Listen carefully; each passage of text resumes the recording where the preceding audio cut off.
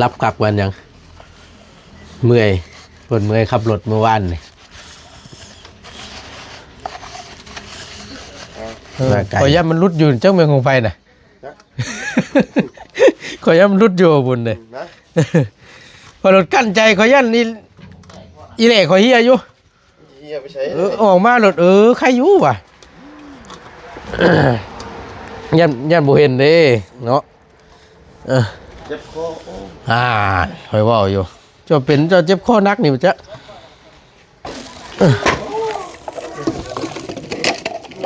อยู่ไทยขายหน่อยเนาะพี่มันขายบ่ได้อยู่พี่น่ะอันพอสิว่าสิฟังจังไดเฮาก็นั่นแหละก็ในการไปตามถนนหนทางกับเบิ่งรถเบิ่งล่างเด้อไปมาแล้วก็เบิ่งแล้วตั้งใจขายเด้อขายตรงตลาดนั่นละก้อนมาข้ามถนนหนทางอดทนเอาเด้อไปจังไดพอสิพาไปแล้วจะค่อยแยกกัน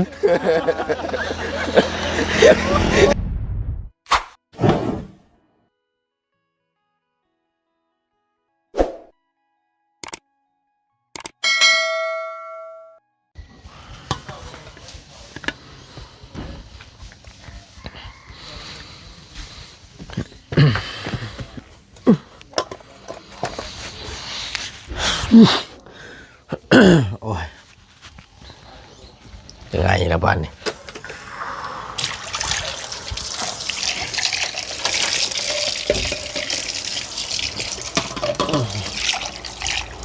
ตู้ไปเล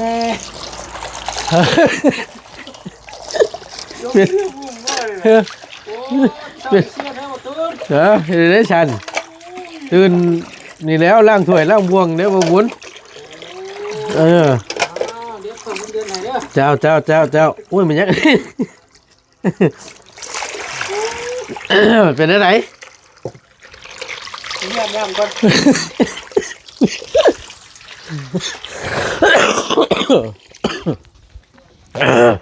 ย่ำเป็นโคกก่อนเด้อฮะไม่อาบไก่แท้หนาวบ่นะเย็นบ่ไผ่จมชนน่ะจังว่าเด้อจมชนไผ่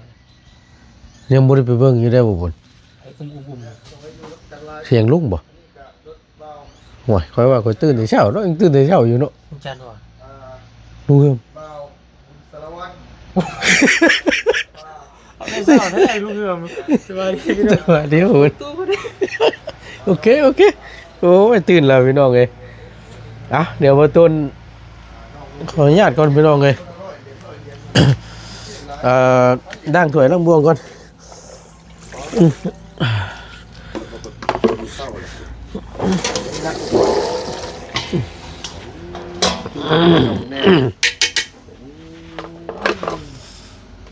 อยนึกคอยตื่นเช้าแล้วค่อยย่องออกมาเจ้าตื่นว่ะเจ้าเองนักก็ค่อยอันนี้โอ้เนาะฝนจะแล้วเลยอันนี้นะเห็นได้ชาล่างถ้วยถ่าได้ดุ้งเขามันบทถนัดอันแนวอยากเนื้อเฮ็ดอยากเฮ็ดกินกับล่างตัวนี้แหละไว้ถ่านะ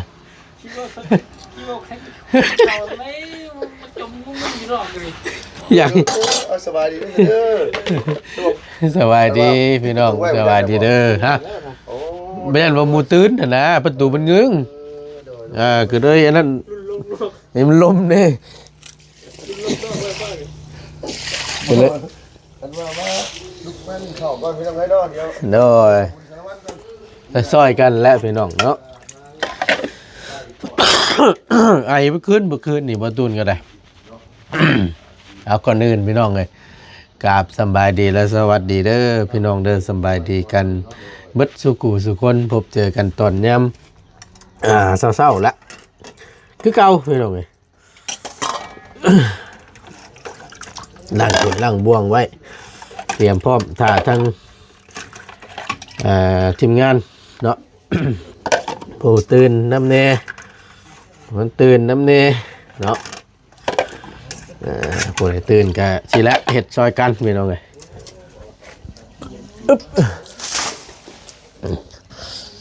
ตื่นมากันนะท่านในร่างทีมได้บ่ตัวกันได้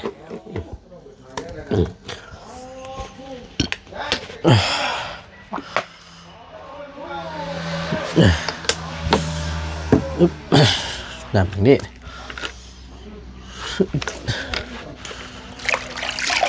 โอ้ดู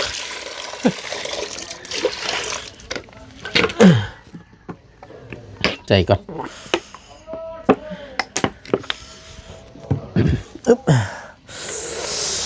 เย็นช่ำไปหน่อย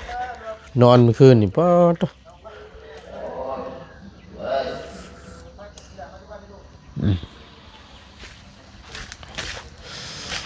กันใจหุบหุ่มอยู่เมื่อคืนนี่ยันจะรถเชียร์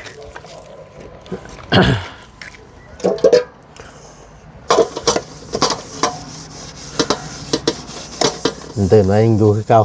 3 คันจอดนี่รถประตูนอยู่รถปลาไหลรถลูกยืม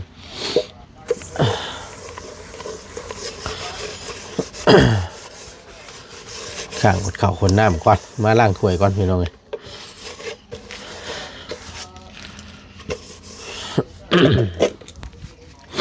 คันคอเมื่อคืนนี่ป๊าดใส่ก็บ่ได้2 คนไอได้พี่น้องเลยถุงอยู่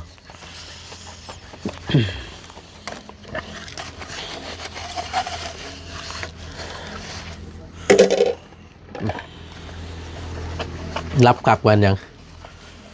เมื่อยปวดเมื่อยขับรถเมื่อวานนี่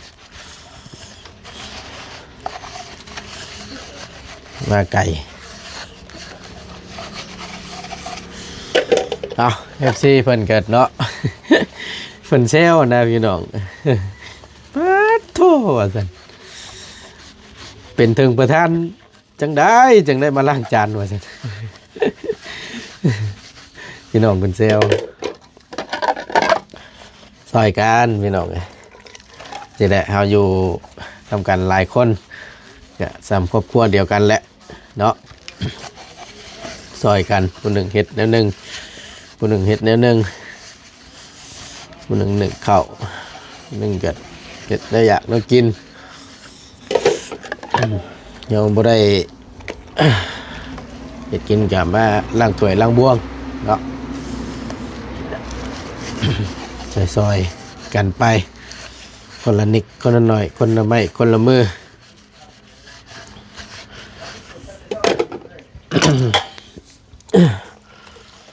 เสาตะเซียว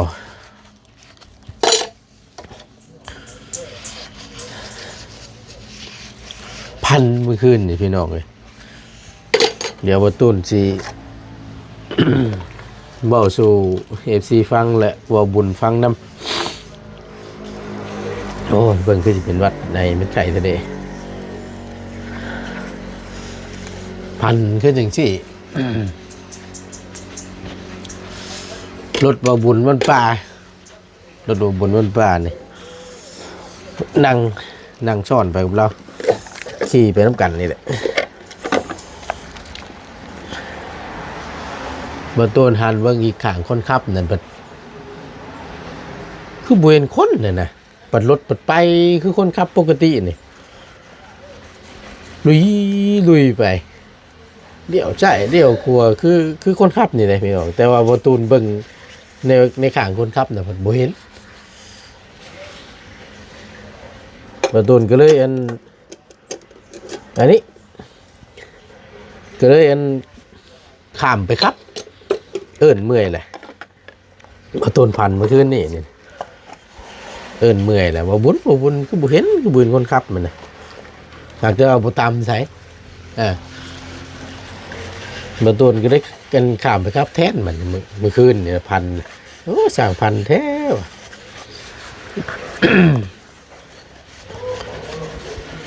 เด็กสิออกบ่ว่าจะว่าแนวใด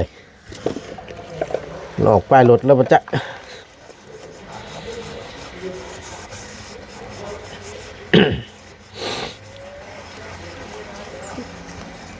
สร้างพันบ่ตูนกัน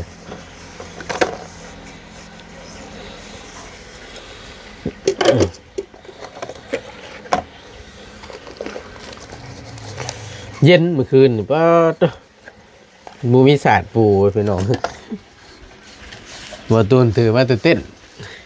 ผ่าใช้ผ่ามันชื่อยินจ่อย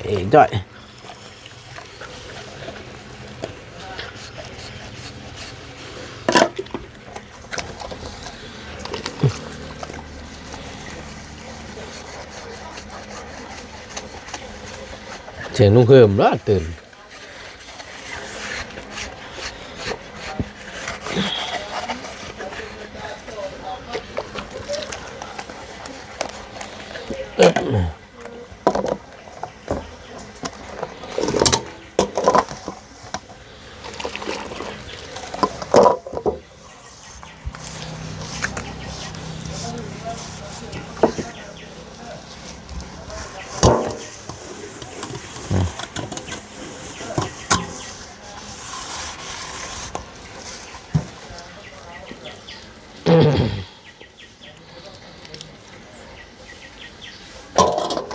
เสียงอย่างเนาะโอ้เสียงไก่เนาะนึกว่าเสียงนะ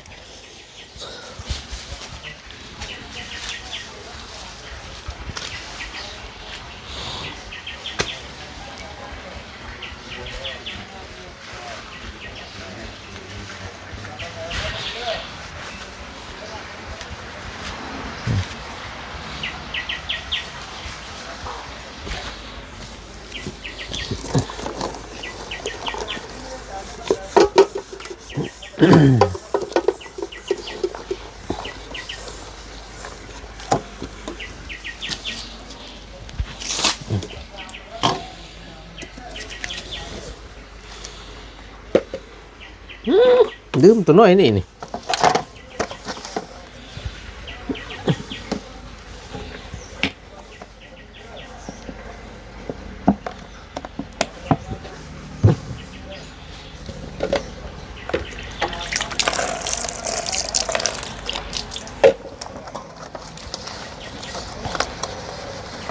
อนน้ำกันหลายคนเกิดดีขึ้นกันไปหรอแบบว่ามันอยู่กันหลายคนแล้วก็อบบุญเลยนะแต่ก็คือการที่เขามาอยู่ในนี่เศร้าแบบอยู่เวซี่แล้วก็ ประหยัดนะพี่น้องเขาบ่ได้เสียค่าห้องเนาะแต่ก็คือทั้งลุงเฮิมแล้วว่าคือทั้งบ่บุญแล้วว่าแหละพี่น้องทางเจ้าของเป็น มาบอกว่าเป็นอันนั้นเก็บเป็นปีว่าสันเก็บเป็นปีหนึ่ง15 ว่ะ15 ล้านแต่คำไรเสลียกะยังไรเสลียกะ คือคนละบอกกี่นั่นเป็นอะไรเพราะว่าล้านปลายนี่แหละ10 ปลายคนเลยแต่ว่าอยู่ในหมู่ก่อนแหละช่วงนี้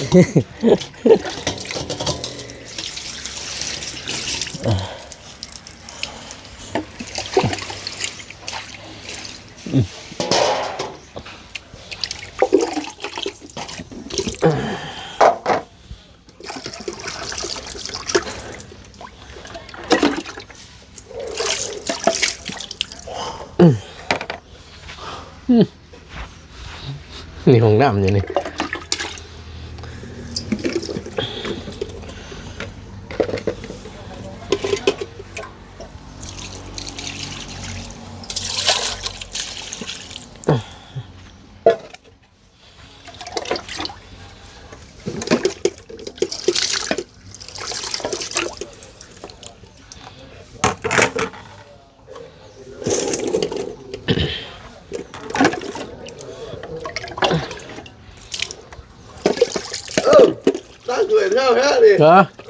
ล่างถ่าเจ้าได้ล่างถ่าเจ้าตื่นก่อน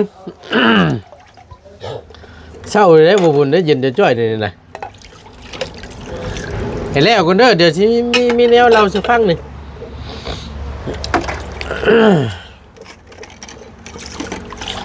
แต่ย่อยตื่นมานำเด้อดีตามใกล้แค่ข้างนะพูดบาทเดียวผมว่าขายน้อยบ่เนาะอีหล่าเพิ่นจุ่มไปหาน้องใหม่นี่ว้าวเต่าเสียเถอะเว้ยถึงแล้วว่าเขาดังยังอยู่ได้ลุงเฮิมจัดการมาล้างถ้วยก่อนทำไรล้างอันขาดได้หรือมันทำไรล้างหรือจะไล่กัดมือบ่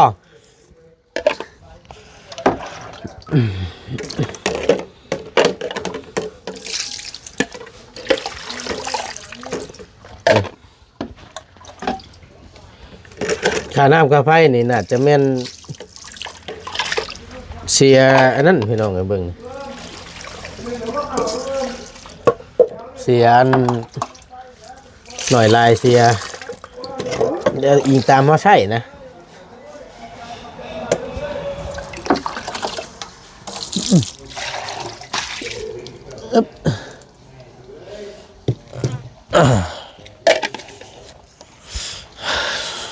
นี่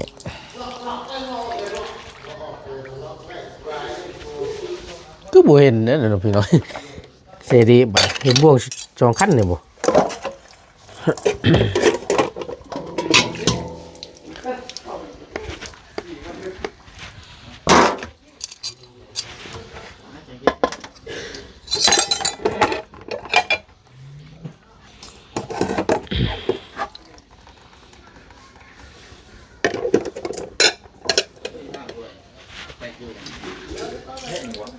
ยันเนาะถือมาทั้งโอ้เนี่ย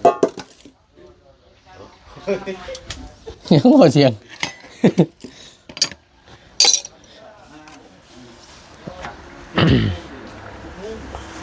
อึ๊บคนนักเถิดตัวนี้เอาตัวนี้ไปก่อนเนี่ยครับ เจ้าดีว่ะ ฮะ เจ้าดีว่ะ จะเช้าเห็นแล้วเห็นได้ใช่ตื่นถ้าหมู่คู่นี่แหละขอยย่ามันรุดอยู่เจ้าเมืองของไฟน่ะขอยย่ามันรุดอยู่บุญเลยพอรถกั้นใจขอยย่านนี่อีเล่ขอยเฮียอยู่ เฮียไปใช้ ออกมารถใครอยู่วะย่านบ่เห็นเด้เนาะเจ็บคอ คอยเว้าอยู่เจ้าเป็นเจ้าเจ็บคอนักนี่มันจะผันเลยเมื่อคืนเดี๋ยวว่าบุญเลยเดี๋ยวสิว่าสิพังเด้อเดี๋ยวเจ้าล้างหน้าล้างตาก่อนอาบน้ำก่อนเดี๋ยวสิว่าเอาสู่กันฟังอึ๊บ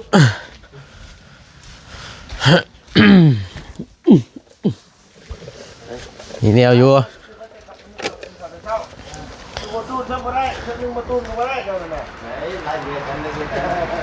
ไม่ยังคนขายยังเคยนะ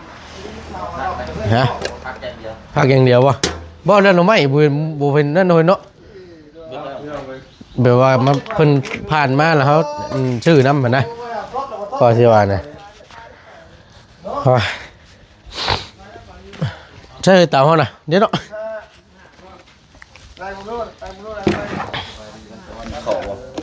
ข้าวหนึ่งน้ำเลยจูดด้วยเนาะจุดเกล็ดรถมาจัด นี่พุ่นบ่เนาะถอยออกไปเลยทำความสะอาดยามเช้านี่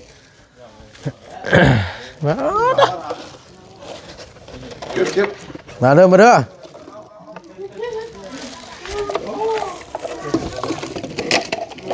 อยู่ไทยขายหน่อยเนาะพี่มันขายบ่ได้อยู่พี่น่ะขายได้ในขวด ขวดอะไรก็จุดที่นี่บ่เฮ้ยจิคิวเลยติ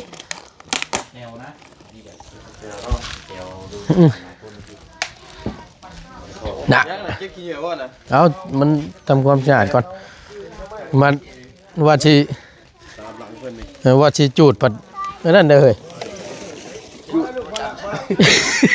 ถ่ายแล้วนั่นก่อนเนาะถ่ายแล้วตื่นก่อนเห็นแต่ว่านั่นก่อนจังค่อยเคลื่อนออกแล้วจังจุดบัดนี่ไอ้เพิ่นเฮ็ดยังไงบ่เพิ่งรู้กว่ายังเคยนี่จังจุดยังเคยน่ะกบบ่โอ้ชื่อบ่ยะลูกนี่ต้นน้องคนได้ลงคือเบาเนี่ยเมนมันเลยบ่น่ะบ่ 4-6-8แม่บ่บ่นี่มีพักหนองไว้ปั่นกินนี่โดยไอ้เงินไอ้เงินบ่นี่บ่คำว่าอันนั้นเนาะบ่บุญเนาะอันมีคำเฮามีตู้เย็นแน่นอนเนาะคงไฟจื้อเนาะมีผักเวทนำเด้อเฮ้ยเก่งไม่เนาะเก่งไม่ได้ผักเวทเด้นี่ทางอีหล่านี่มีถือข้าวบ่นำบ่นั่งนี่น่ะกี้น้ำมันบ่นั่นน่ะจานขิงเอาอันพากันออกลูกคนอ่านเนาะโอ้หนักอยู่เด้อเอ้ยเอ้าหัวตะกี้ก็มีเฮ้ยออกลูกคือได้เตียดปุดๆนี่น่ะเห็นบ่อันเด้นี่เนาะประตูเนาะคือคนไทยนี่เนาะจะเฮ้ยได้นี่ ใช้ประตูอันเอาให้น้องๆเพิ่นนั่นว่าออกอยู่นะออกอยู่ชุบเจ้าออกด้วยนะให้ทั้งกระเป๋าน้ำหนานะ ปวดงอน อองน่ะอองคือประตูน่ะออง ออกไข่คนหนายังก่อน ยึง จะยุ่งเริ่มเลยเหรอ พอได้เนาะอย่าตามหลังพอนะตามหลังพอใช่ไหมนี่ยังเลี้ยงแถวกันตามหลังพอตามหลังมาเลย ลูกละ มา อันฟังเด้ออันพอสิเว้าสิฟังจังไดเฮาก็นั่นแหละก็ในการไปตามถนนหนทางกับเบิ่งรถเบิ่งล่างเด้อไปมาแล้วก็เบิ่งแล้วตั้งใจขายเด้อขายตรงตลาดนั่นละ ก้อนแบบข้ามถนนหนทาง อดทนเอาเด้อไปจังไดพอสิพาไปแล้วจะค่อยแยกกันใช่เริ่มแล้วโอ้ยเนาะไปมาแบ่งกันผู้หนึงไปบ้านละแรงเด้อผู้หนึงขึ้นทางอันนั้นผู้แบ่งกลุ่มจะคนก็2 3 4 5 6แยกกันบัดนี้เฮาเจ้าแต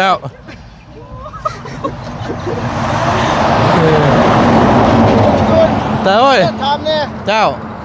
ปีละคนมาหรือวันนี้นี่นะ อันนี้นะ โดย ให้ไปได้พี่น้องนี่ ผู้นี้เป็นไง แล้วก็ลองมาเลยดูลองมาเพื่อน ลองมาเมนอีหลาคนนี้ลองมาเมนผู้นั้น โอ้ย ลองมาแล้วก็เป็นใช้คนไรวัน ก็จำกันแท้ชื่ออย่างได้ ชื่ออันนี้ แป๊ดอปิด หลายๆคือว่า โอ้ยยังเดี๋ยวเขาเดี๋ยวรู้ ว่าคอย กินประทานเลยนุ๊ก บอกคอยลืมแล้วบานเนี่ยกินนี่คิดอยู่กินลืมแล้วบานเนี่ย เนาะนอกประตูนอกเตี้ยเขา ซอยเอานอกจากกันเนาะ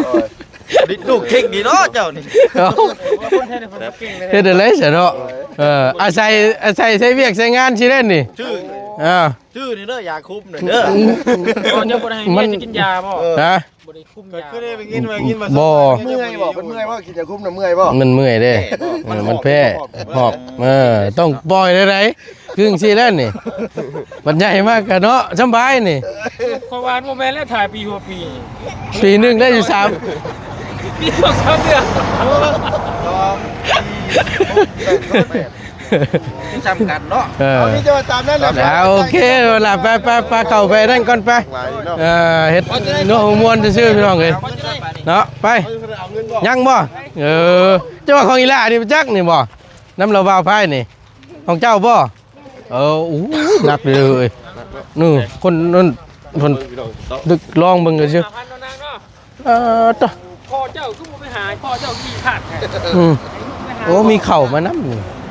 หรือว่าเข่ากินบ่ล่ะแบบว่า เข้าไปน้ำ เอาแบบว่าเมื่อยและกะอันนั้นเด้ พ่อโอ้ยยังกิน แต่บ่มีแนวกิน แม่หน่อยเนาะ แม่น 10นะ ตัวน้ำพ่อเรานี่นะ อันชื่อซอยลูกข่อยนึกว่า พอกระเจงเนี่ย ชื่อซอยลูกข่อยแหน่ 10 เนี่ยมีหมาหอยอีกเด้นั่นมึงเด้อพี่น้องเด้อกินต้มติดมือละบาดนี่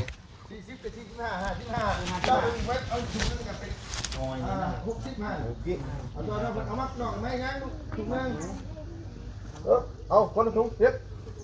60เนาะ10พักบัดอันนี้พักหนองมันกินดียังเนี่ยบ่ตูน หึ โอ้จุ๊บเก่งก็ไม่ แกงหน่อไม้ก็แซ่บนี่น่ะ ช้ำในนะ แก้จำในก็ได้ ตำเจียวตำจุ๊บ เพราะว่ามัน มันลวกเอา ต้องถามเพิ่นผู้ที่แห้งๆได้พี่น้องพี่ ลาบ มี ป ลู ลาก บ่ ใหญ่แซ่บดีลาบปลา ซอยน่ะคือ แต่ว่ามันดีกว่าตำลูกหมาจังเนาะ มีชวนได้เอาไปบกนี่เฮาสิเอาไปแช่เฮยนี่บ่เฮาสิเอาไปแช่ไว้แช่ อันนี้นี่ไงตัวนี้หาจานละมื้อตัวนี้ เอาเลยเริ่มนี้บอก ตัวนี้นะเอาเพราะว่าเคยซื้อโทรเดียว2 ถุงอ่ะนะน้องเพิ่นก็ซื้อซอยนี้ซื้อซอยไหนก็เลยจำเป็นนะซอยน้องเพิ่น วัดจะเชื่อว่าคนบ่นี่นะ ซื้อบางคน บ่ 60,000บุญได้ อันนี้เอาบ่แกงหน่อไม้ แล้วแต่ บ่เอาบ่เสร็จดอก มีน้ำไม้ก็บ่ได้บ่น้อยพักนอกอย่างเดียวมันอย่างคักแซ่บ แม่นบ่เฮ้ย ไปเล่นข้าวกันเด้อ หืม โดยป้า อืมฮะหน่อไม้ก็มีเออ เอาแล้วคักเอ้ยทำไมล่ะลูก เออถุงเดียวนี่ ทำไมถุงเดียวว่าทำไมน่ะเอาโฮมคือโฮมหมอก็เลย ชื่อโฮบหมอบ่เฮ้ย เอาไม่ตึก เนาะ สี่ซอยกัน เออมาได้ไหม เอาคิงโอ้บ่เอาลูก กับนี่เท่าไรนี่ กินจุ่มลุงบ่กินล่ะ 5,000 พันพอดีเป็น ชิมหานี่เนาะอืม อันนี้ค่าพักหนอกับอันเด้อ เนาะ 60เด้อ โอเคท่านพี่น้องเอ้ยทั้งน้องๆเพิ่นมาขายเครื่องยามเช้าเนาะพอดีทั้งบ่บุญอุดหนุนช่วยน้องเพิ่น โอ้ยเว้าบ่ได้หมู่เลยนี่ เนาะ เช็คสภาพร่างกาย เอาจังใดก็ขอบคุณหลายๆเด้อพี่น้องเด้อทั้งบ่ตูนไปก่อนบ้านนี่อยู่ดีมีแฮงไปแล้วเฮ้ยแต่เช้าเลยได้สมมาพระควรสบายดีเด้อพี่น้องเด้อไปๆโดยค่อยไปค่อยมาเด้อ